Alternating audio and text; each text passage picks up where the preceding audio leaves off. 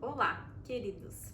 Eu gostaria de compartilhar hoje com vocês alguns pontos do porquê que eu acho difícil ser humano. Mas mais difícil do que ser humano é ser você, ser humano. Por quê? Bom, nesses meus 20 anos estudando desenvolvimento, e eu só fui estudar porque eu estava muito insatisfeita com a minha vida, com a minha saúde mental e a minha performance no mundo. Isso faz 20 anos e foi muito difícil essa caminhada. Até um dia que eu fui estudar profundamente como ser eu melhor. E isso não tem nada a ver com as minhas atividades fora de mim. Comer melhor, exercitar, meditar inclusive, estar me relacionando com pessoas que me promoviam mais progresso, estar num trabalho que também me promovia mais progresso e assim por diante. Não. O X da questão foi eu tentar me entender internamente.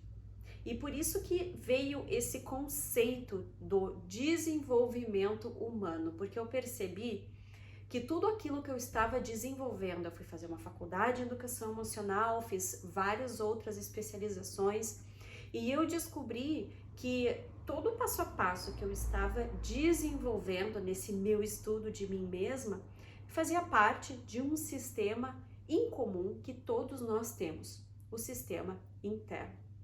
Então, o mais difícil do que ser humano é ser você, porque a gente não aprende a ser nós mesmos, a nos criar ser o que a gente quer e não o que crescer e ser criado perante uma cultura e uma sociedade nos fez.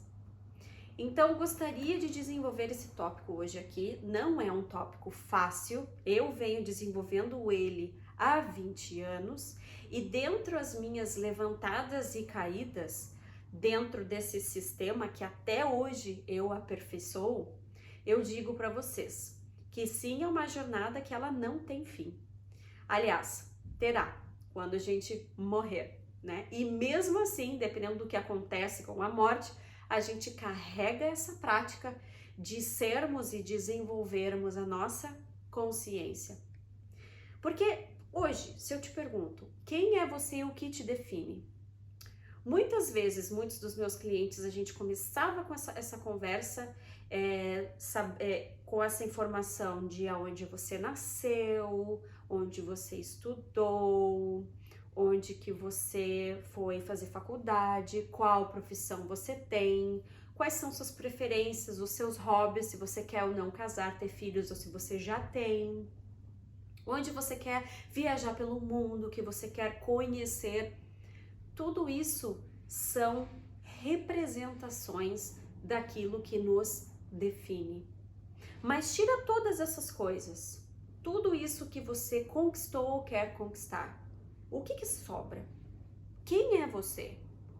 Nós temos muitas filosofias e doutrinas hoje no mundo que podem te apontar para esse reconhecimento, inclusive dentro da espiritualidade.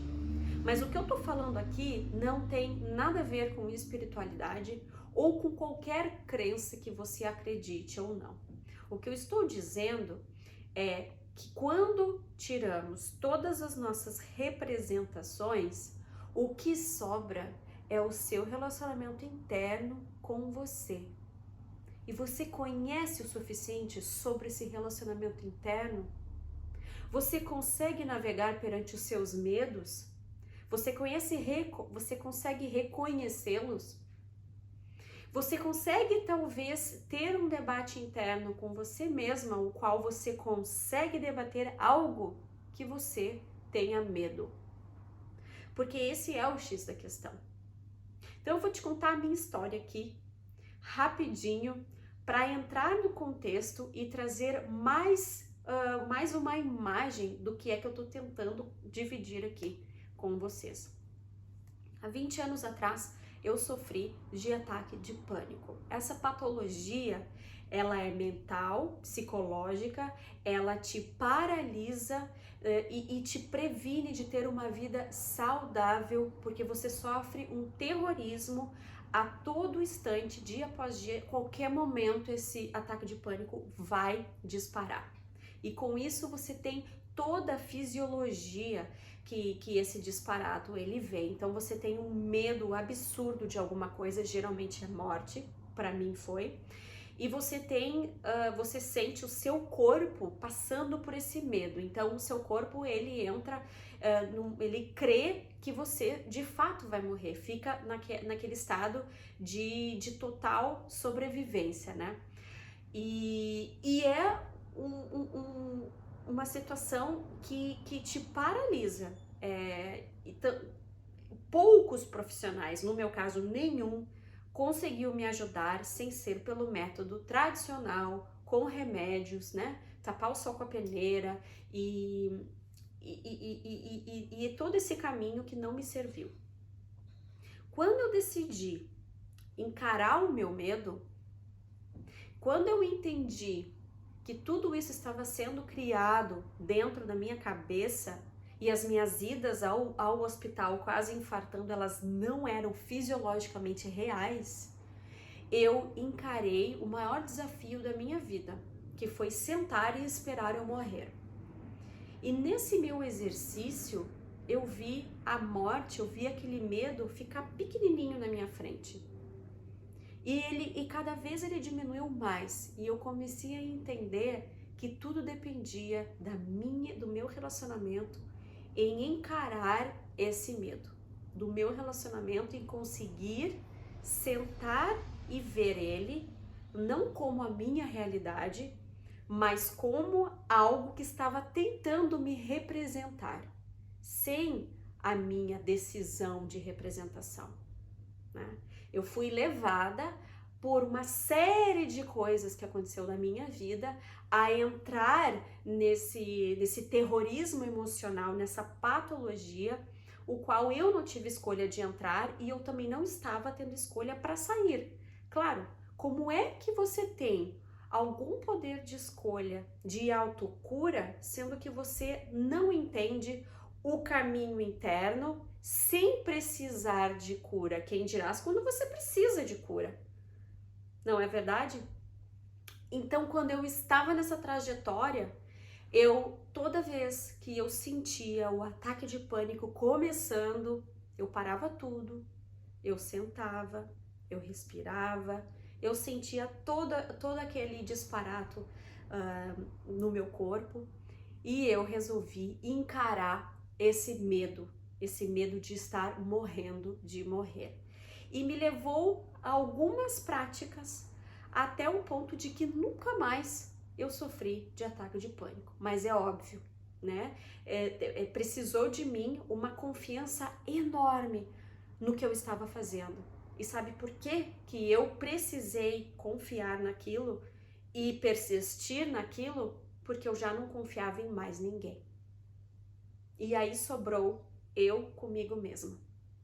Eu tô falando isso aqui para você hoje porque eu gostaria de te convidar a praticar essa confiança com você, que vai muito além de uma postura positiva, vai muito além de uma postura que você precisa estar inventando coisas boas para você não encarar a realidade.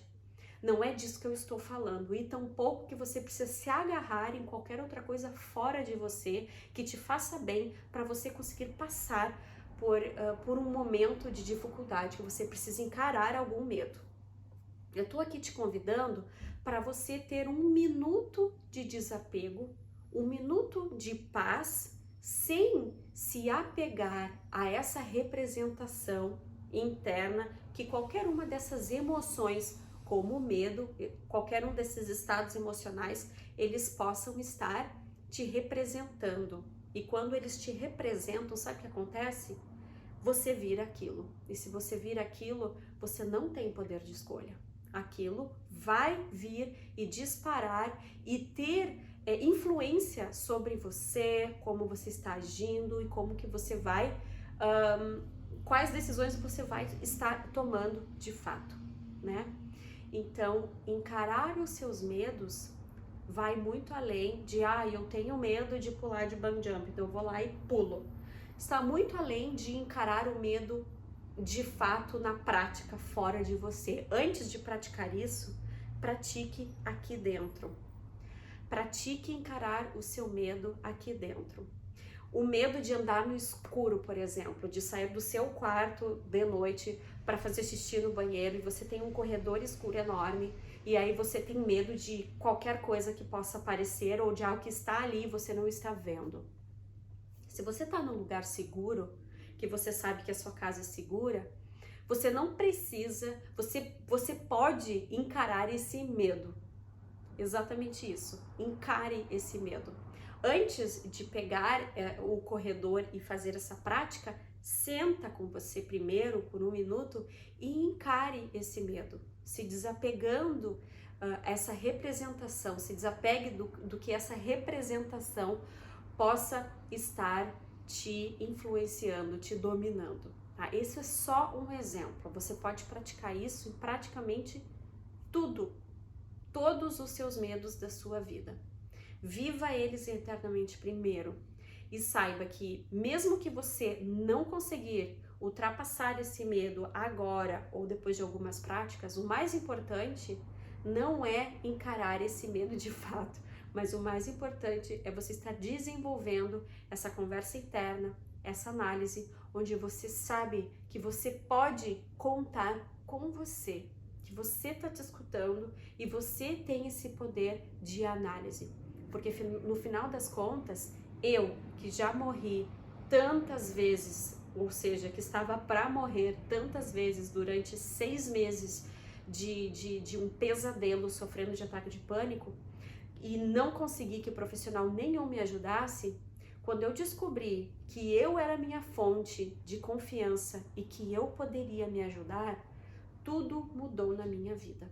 E é por isso que eu fiquei tão apaixonada em estudar o que eu estudei e trazer o meu trabalho para ajudar outras pessoas a encarar também os seus medos. Então, queridos, para aqueles que entenderam aqui a minha mensagem em desenvolvimento humano, mas primeiramente o desenvolvimento de você, ser humano, comece a encarar o seu medo com uma boa conversa interna para desmistificar aquilo que te representa. Por enquanto é isso e até daqui um pouquinho. Um beijo!